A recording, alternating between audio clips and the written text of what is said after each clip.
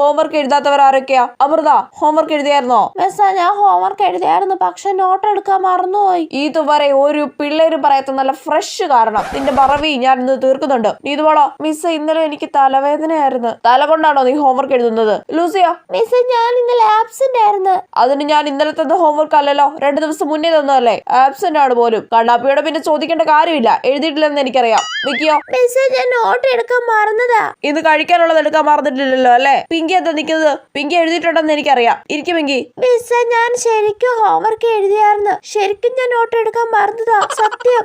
എടി അവള് നോട്ട് എടുത്തിട്ടില്ല. അമ്മേ രക്ഷപ്പെട്ട്. എന്താ പിങ്കി ഇതൊക്കെ ശ്രദ്ധിക്കട്ടെ, ഇനി ഇങ്ങനെ ആവർത്തിക്കരുത് കേട്ടോ. ഇല്ല മിസ്സേ. എന്നാ എല്ലാരും ഇരിക്ക്. നാളെ ഹോംവർക്ക് എഴുതിയിട്ട് എല്ലാരും ക്ലാസ്സിൽ കയറിയാൽ മതി കേട്ടല്ലോ. എടി അവള് നോട്ട് എടുക്കാത്തോണ്ട് മാത്രം നമ്മള് രക്ഷപ്പെട്ടല്ലേ എടി? അവള് പറഞ്ഞ അതേ കാരണമല്ലേടി ഞാനും പറഞ്ഞേ, എന്നിട്ട് എനിക്ക് കിട്ടിയത് പുച്ഛം. അതാടി മിസ്സിറ്റ് പെറ്റായാലുള്ള ഗുണം. ഷടാ.